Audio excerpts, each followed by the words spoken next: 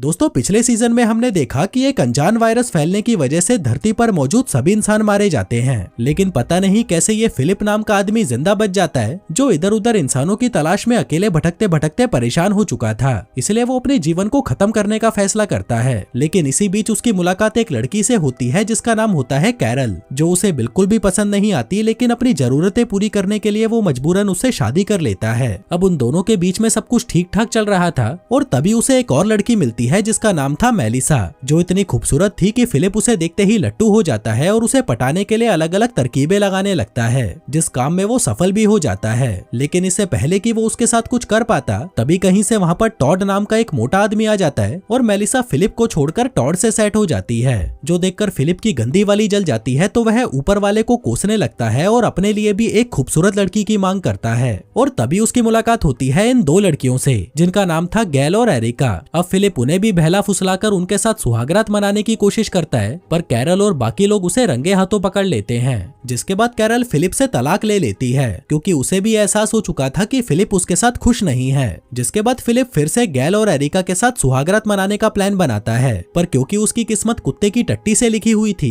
तो वह उनके साथ भी कुछ नहीं कर पाता। उल्टा वो एक एडवर्टाइजमेंट बोर्ड के ऊपर जाकर फंस जाता है और मदद मांगते मांगते वहीं पर बेहोश हो जाता है, जिसको बाद में बचाकर लाता है ये बोरिस नाम का आदमी। और क्योंकि बोरिस दिखने में हैंडसम और बॉडी बिल्डर टाइप था तो सभी लड़कियां धीरे धीरे उसकी तरफ आकर्षित होने लगती हैं, जो देखकर अपने फिलिप को उससे बहुत जलन होती है तो वह उसे टपकाने का प्लान बनाता है। लेकिन बोरिस को उसका ये प्लान पता चल जाता है तो वह फिलिप को एक रेगिस्तान में छोड़ देता है और कहता है कि वापस आने की सोचना भी मत। वहीं ऊपर स्पेस में हम एक एस्ट्रोनॉट को देखते हैं जो अपनी स्पेस शटल से धरती पर बार बार कांटेक्ट करने की कोशिश कर रहा था। उधर फिलिप रेगिस्तान में पड़ा पड़ा अपनी किस्मत को कोसने लगता है कि उसके साथ ये क्या हो गया और अब तो उसका मरना तय है। पर तभी कैरल वहां पर आती है और उसे कहती है कि चलो एक नई शुरुआत करते हैं। जिसके बाद वो दोनों कार में बैठकर वहां से निकल जाते हैं और यहीं से शुरुआत होती है हमारे अगले सीजन की, जिसमें हम एक सुनसान शहर को देखते हैं जहां एक बड़ा सा एरोप्लेन यूं ही सड़कों पर घूम रहा था। तभी उसमें से कैरल बाहर निकलती है जो इस शॉपिंग मॉल में से कुछ सामान लेने आई थी। वहीं एरोप्लेन के अंदर फिलिप उल्टे सीधे बटन दबाकर चेक कर रहा था कि ये साला उड़ता कैसे है,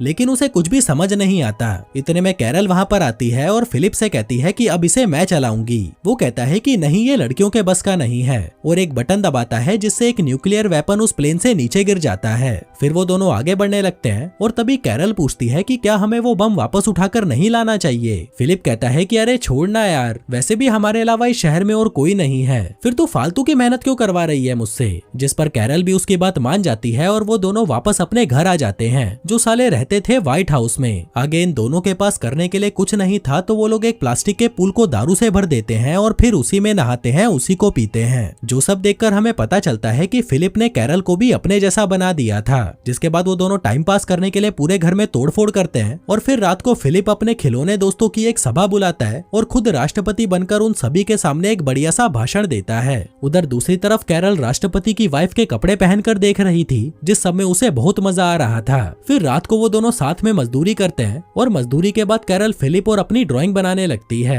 तभी फिलिप पूछता है कि क्या हम लोग हमेशा के लिए व्हाइट हाउस में नहीं रह सकते। कैरल कहती है कि नहीं, क्योंकि मुझे यहाँ पर बिल्कुल भी मजा नहीं आ रहा। वो कहता है कि ठीक है, फिर हम अपने घर की खोज जारी रखेंगे। जिसके बाद सुबह होते ही वो दोनों वहाँ से निकल जाते हैं, जहाँ फिलिप कैरल को सरप्राइज देने के लिए उसे उसके पुराने घर में ले आता है, जो देखकर वो बहुत खुश होती है और फिलिप को अपने पूरे परिवार से मिलवाती है। फिर रात होते ही वो दोनों वहीं पर रुकने का फैसला करते हैं। लेकिन तभी कैरल उसे कहती है कि मुझे तुम्हारा सरप्राइज तो बहुत अच्छा लगा, लेकिन मैं यहाँ पर भी नहीं रहना चाहती। जो सुनकर फिलिप भड़क जाता है और कहता है कि मैं समझ गया तुम्हारा क्या इरादा है, तुम वापस टक्सन जाना चाहती हो क्योंकि वहाँ पर तुम्हारे सभी दोस्त हैं, लेकिन मेरा क्या, वो सभी लोग मुझसे नफरत करते हैं, यहाँ तक कि वो काला बोरिस मुझे जान से मारने की फिराक में बैठा हुआ है। कैरल कहती है कि यार उन बातों को 6 महीने बीत चुके हैं, अब तक तो उनका गुस्सा भी ठंडा हो चुका होगा। देखो यार, हम मुट्ठी भर लोग ही तो इस धरती पर जिंदा बचे हैं, इसलिए हमें मिलजुल कर साथ में रहना चाहिए। फिलिप कहता है कि तुमने ही मेरे साथ रहने का फैसला किया था तो अब मेरे साथ ही रहो, क्योंकि मैं तो वहाँ पर किसी भी कीमत पर नहीं जाने वाला। जो सुनकर कैरल गुस्सा हो जाती है और दूसरे कमरे में सोने चली जाती है। अगली सुबह वो दोनों फिर से नए घर की तलाश में निकल जाते हैं, जहाँ कैरल अभी भी उससे गुस्सा थी तो वह पिछली सीट पर जाकर बैठ जाती है। फिर थोड़ी देर बाद जब फिलिप गाड़ी में फ्यूल भरने के लिए एक पेट्रोल पंप पर रुकता है, तभी कैरल उसे बिना बताए ही गाड़ी से नीचे उतरती है और पेट्रोल पंप पर बने हुए स्टोर में से अपने लिए कुछ सामान देखने लगती है। लेकिन इसी बीच फिलिप गाड़ी चालू करके वहाँ से निकल जाता है, क्योंकि उसे पता नहीं था कि कैरल गाड़ी से उतर गई है। तभी तभी कैरल ये देखकर जल्दी से उसके पीछे भागती है और उसे रोकने के लिए हवा में गोलियां चलाने लगती है, लेकिन इसका कोई फायदा नहीं होता क्योंकि फिलिप ने गाड़ी में जोर जोर से गाने चला रखे थे।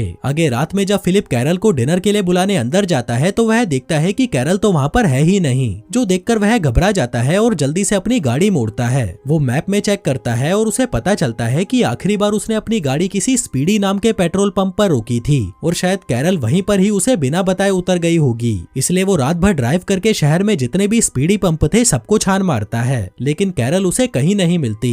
अब ऐसे ही 3 दिन बीत जाते हैं और अपना फिलिप निराश हो जाता है कि बेचारी कैरल पता नहीं कहाँ चली गई, लेकिन तभी उसे याद आता है कि वो काफी दिनों से टक्सन जाने की रट लगाकर बैठी थी और हो ना हो वो वहीं पर गई होगी। इसलिए अगले दिन वो भी छुपते छुपाते वहाँ पर पहुँच जाता है, लेकिन वहाँ पहुंचकर वो देखता है कि वो जगह तो अब बिल्कुल खंडर हो चुकी है, जल चुकी है, जो देखकर उसे कुछ समझ नहीं आ रहा था कि आखिर यहाँ पर हुआ तो हुआ क्या। वहीं दूसरी तरफ कैरल 3 दिनों से उसी पेट्रोल पंप पर फिलिप का इंतजार कर रही थी, लेकिन वो गधा तो उसे ढूंढने वहाँ पर आया ही नहीं। अगले दिन वो जनरेटर की मदद से गुब्बारा फुलाती है और रात के समय वो बहुत सारी फ्लेयर गन चलाती है ताकि फिलिप का किसी चीज पर तो ध्यान जाए, लेकिन इतनी सारी मेहनत के बाद भी कोई फायदा नहीं होता। वहीं फिलिप अपने जले हुए घर में अपने दोस्तों से बात करता है, कहता है कि उन नीच और गिरे हुए लोगों ने मुझसे बदला लेने के लिए मेरे घर को ही जला डाला, पर अभी मेन बात ये नहीं है। मेन बात ये है कि कैरल यहाँ पर भी नहीं है, शायद वो अभी भी रास्ते में होगी और इसी तरफ आ रही होगी, इसलिए मुझे कैसे भी करके उसे ये मैसेज पहुंचाना होगा कि मैं यहाँ पर पहुंच चुका हूँ। लेकिन मैं ये काम करूंगा कैसे?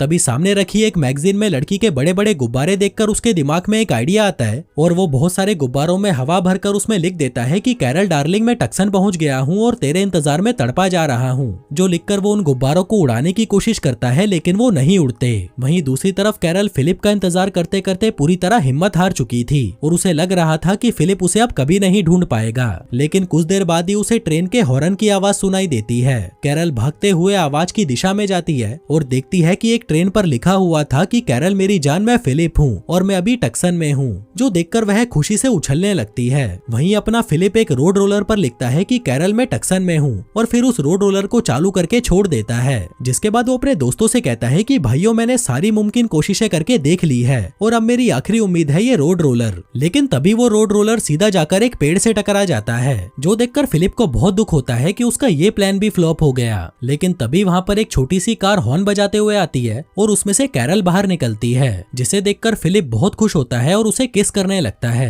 फिर वो उसे अपना घर दिखाता है जो कि जल चुका था और सभी लोग भी वहाँ से जा चुके थे। कैरल कहती है कि वो लोग ऐसा कैसे कर सकते हैं, पक्का वो लोग जाने से पहले कोई निशानी या नोट छोड़कर गए होंगे। आगे कैरल फिलिप को अपने घर ले आती है और जब वो नहाने के लिए बाथरूम में जाती है तभी फिलिप के हाथ एक नोट लगता है जिसमें लिखा था कि हम सब लोग यहाँ से मेलबू चले गए हैं, प्लीज तुम भी यहाँ पर आ जाओ और हाँ उस फिलिप को अपने साथ भूलकर भी मत ले आना।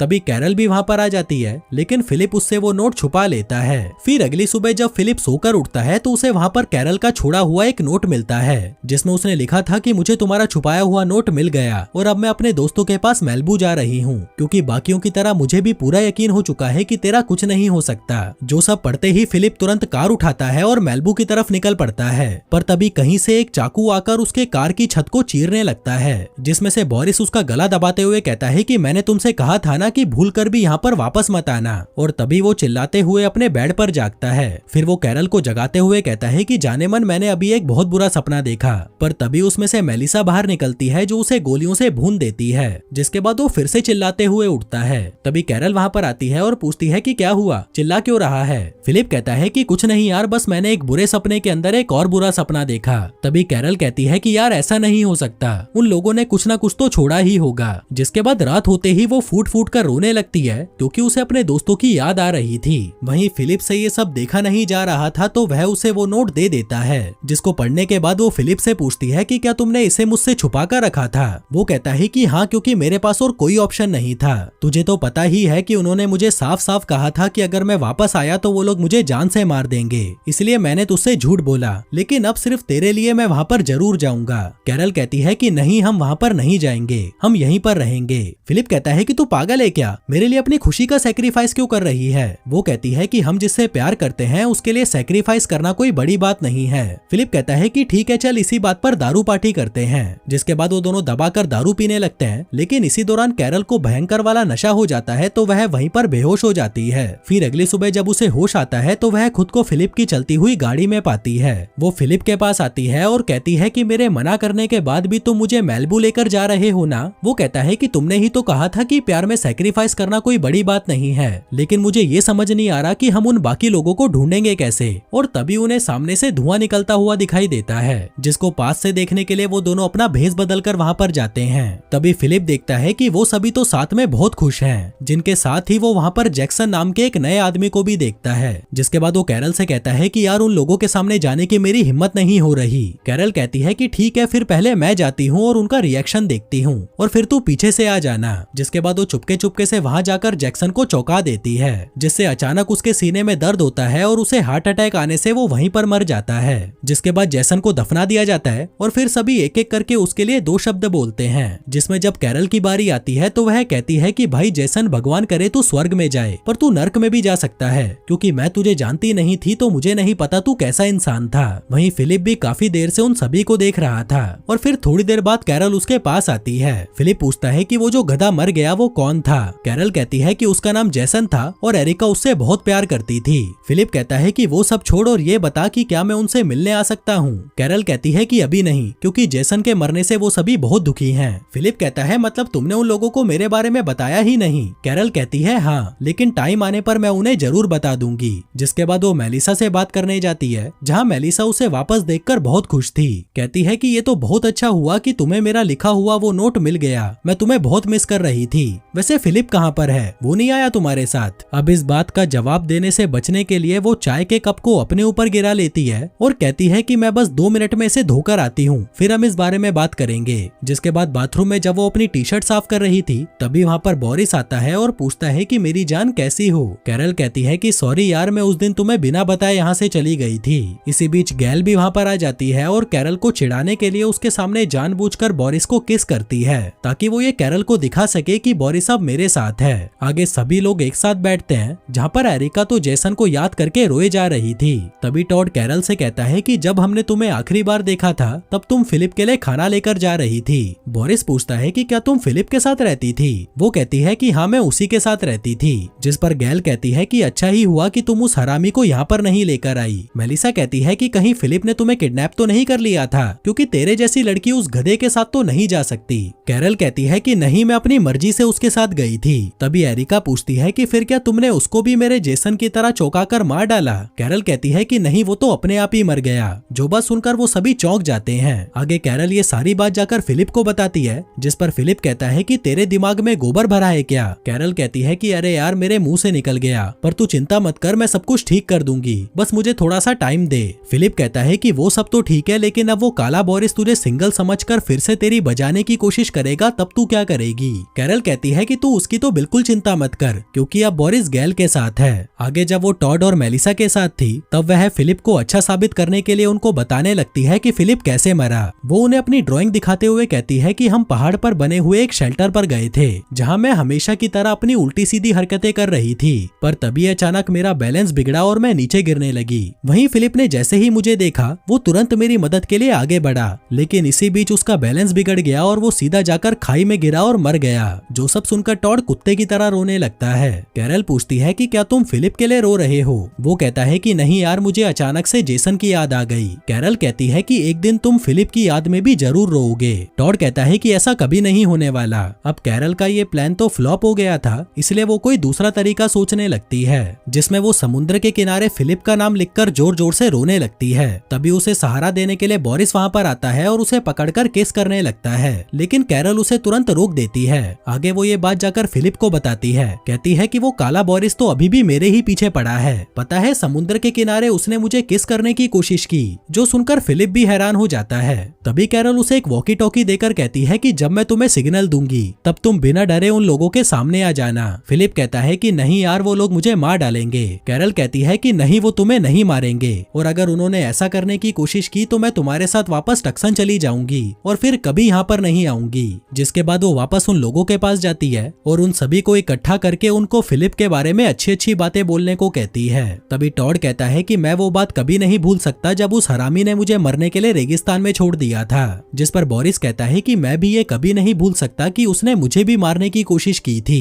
मेलिसा कहती है कि मैं भी कभी नहीं भूल सकती कि उसने अलग अलग तरकीबें लगाकर मेरे साथ सुहागरात मनाने की कोशिश की थी। तभी गैल और एरिका भी कहती है कि हम भी ये कभी नहीं भूल सकते कि उस गधे ने हमसे झूठ बोलकर हमारी मारने की कोशिश की, जिन बातों का मतलब साफ था कि वो सभी फिलिप से बहुत ज्यादा नफरत करते थे। तभी कैरल कहती है कि हाँ दोस्तों, मैं समझ गई हूँ तुम लोग फिलिप को बहुत मिस कर रहे हो, तो ये लो आपके सामने हाजिर है मेरा प्यारा सबका दुलारा फिलिप, जो सब कुछ वो दूर से देख रहा था और वह समझ जाता है कि ये सही वक्त नहीं है, इसलिए वो वहाँ से चला जाता है। फिर रात में कैरल अपने दोस्तों को सब सच बता देती है। कहती है कि फिलिप तो यहाँ पर आना ही नहीं चाहता था, लेकिन वो सिर्फ मेरे लिए यहाँ पर आया। हालांकि उसे अच्छे से पता था कि तुम लोग उसे जान से मार डालोगे, लेकिन फिर भी उसने ये रिस्क मेरे लिए लिया और मैंने तुम लोगों से फिलिप की मौत का झूठ इसलिए बोला ताकि तुम लोग उसे माफ कर दो, क्योंकि अब वो पहले जैसा नहीं रहा, वो बदल चुका है। जो कहकर वो वहाँ से जाने लगती है कि तभी मेलिसा कहती है कि ठीक है, अगर वो बदल गया है तो हम उसे एक मौका जरूर देंगे। लेकिन तभी वहाँ पर फिलिप बंदूक लेकर आता है और कहता है कि अगर तुम सब में से कोई भी हिला तो मैं उसका यहीं पर काम खत्म कर दूंगा। मैं बस यहाँ पर ये कहने आया हूँ कि मुझसे जो भी गलतियाँ हुई हैं मैं उसके लिए माफी मांगना चाहता हूँ। मुझ पर यकीन करो दोस्तों, मैं बदल चुका हूँ, अब मैं वो पहले वाला ठरकी फिलिप नहीं रहा।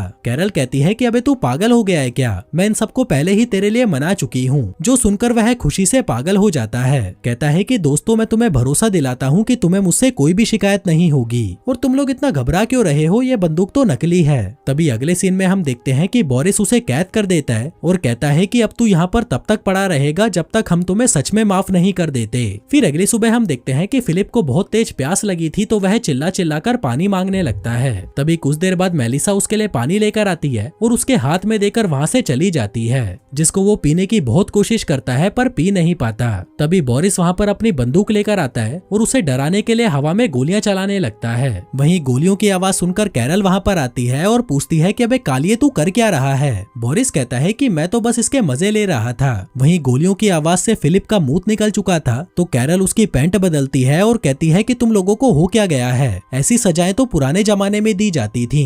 जिस पर टॉड गुस्से में कहता है कि इस हरामी ने हम पर बंदूक तानी थी, इसे तो जितनी सजा मिले उतनी कम है। जिसके बाद सभी मिलकर फिलिप के लिए एक और सजा डिसाइड करते हैं, जिसमें उसे 5 हफ्तों तक एक कमरे में बंद किया जाएगा। जो सजा फिलिप को भी ठीक लगती है तो वह इसके लिए मान जाता है। आगे उसे एक कमरे में बंद कर दिया जाता है, जहाँ उससे मिलने कैरल आती है ताकि उसे अकेला महसूस ना हो। फिलिप कहता है कि ये सजा मेरी है और मैं ही इसे पूरा करूंगा और सबको दिखा दूंगा कि मैं सुधर चुका हूँ। जो सुनकर कैरल भी बहुत खुश होती है। आगे कुछ घंटों बाद वो लोग फिलिप को उस कमरे से बाहर निकालते हैं, लेकिन कुत्ते का पट्टा पहनाकर। कैरल कहती है कि तुम सभी पागल हो गए हो क्या, ये इंसान है, कोई जानवर थोड़ी ना है। फिलिप कहता है कि नहीं, मैं इसी के लायक हूँ, अगर मैंने गलती की है तो इसकी सजा भी मैं ही भुगतूंगा। आगे फिलिप के मजे लेने के लिए मेलिसा वहाँ पर बियर की ठंडी ठंडी बोतलें लेकर आती है, जिसको वो उसके पट्टे की रेंज से बाहर रखकर उसके सामने ही उस बियर को पीने लगती है और फिर उसे चिढ़ाकर वहाँ से चली जाती है। तभी उसके जाते ही फिलिप उसमें से एक बियर उठाने की नाकाम कोशिश करता है, लेकिन वो नहीं कर पाता। आगे दिन से रात हो जाती है और रात से सुबह हो जाती है, लेकिन फिलिप लगातार उन बोतलों को घूरता रहता है। लेकिन जब उससे और बर्दाश्त नहीं होता तो वह तालियां बजाकर किसी को बुलाने की कोशिश करता है, लेकिन फिर भी जब कोई नहीं आता तो वह वहाँ पर रखे हुए गमले उठाकर फेंकने लगता है। थोड़ी देर बाद जब सभी वहाँ पर आते हैं तो फिलिप उनसे कहता है कि प्लीज दोस्तों, मेरा पट्टा उतार दो, मैं सच में सुधर चुका हूँ। लेकिन उस जगह की हालत देखकर वो लोग समझ जाते हैं कि ये गधा अभी भी नहीं सुधरा। जिसके बाद बोरिस उसे पकड़कर एक डॉग हाउस में बंद कर देता है, जिसमें इतनी कम जगह थी कि वो ठीक से सो भी नहीं पाता। फिर थोड़ी देर बाद जब उसकी आंख खुलती है तो वह देखता है कि सामने आग लगी हुई है, जो देखकर वो डॉग हाउस के दरवाजे को जोर जोर से पीटता है, लेकिन कोई उसकी नहीं सुनता। जिसके बाद वो उस डॉग हाउस को पलट देता है और वहाँ से बाहर निकलकर बिजली के झटके खाते हुए स्विमिंग पूल से बाल्टियां भर भर कर उस आग पर डालता है। और जब वो आग बुझ जाती है तो वह वापस उस डॉग हाउस में चला जाता है। फिर अगली सुबह जब वो सभी उस आग को देखते हैं तो वह सीधा फिलिप से पूछते हैं कि क्या वो आग तुमने बुझाई, जिस पर फिलिप उन्हें इशारों में समझाता है कि ये बहादुरी का काम मैंने किया है। जो देखकर उन लोगों को भी एहसास हो जाता है कि शायद अब वो सुधर चुका है, इसलिए बोरिस उसका पट्टा खोल देता है। फिलिप ये देखकर खुश हो जाता है और उन सभी को दिल से शुक्रिया कहता है, लेकिन वो लोग उसकी एक नहीं सुनते और वहाँ से चले जाते हैं। फिर रात को फिलिप सभी को इकट्ठा करके कहता है कि मैं आप सभी का शुक्रिया करना चाहता हूँ कि आप लोगों ने मुझे फिर से मौका दिया। लेकिन वहाँ कोई भी उसकी बात सुनने में इंटरेस्टेड ही नहीं था। इसी बीच कैरल को कीड़ों की आवाज आती है, जो सुनकर वो सभी लोग उन कीड़ों को पकड़ लेते हैं और फिर रात को वो लोग उन्हीं कीड़ों को उबालकर खा जाते हैं, क्योंकि उनके पास खाने के सामान की कमी हो गई थी। फिर अगली सुबह फिलिप बाल्टी लेकर कीड़े पकड़ने के काम पर लग जाता है, लेकिन इसी बीच वो टॉड को देखता है जो चुपके से कहीं पर जा रहा था। तभी उसका पीछा करते हुए फिलिप एक कमरे में पहुंचता है जहां एक फ्रिज रखा हुआ था, जिसको जैसे ही वो खोलकर देखता है तो उसमें पड़ी हुई चीज देखकर उसकी आंखें फटी की फटी रह जाती है। अब दोस्तों, इस फ्रिज में क्या चीज थी और टॉड बाकी लोगों से क्या छुपा रहा था, और क्या अपना फिलिप सचमुच में सुधर चुका है या वो कोई नाटक कर रहा है ताकि वो उन लड़कियों को इम्प्रेस करके उनके साथ सुहागरात मना सके, वो सब हम देखेंगे अगले एपिसोड में। धन्यवाद।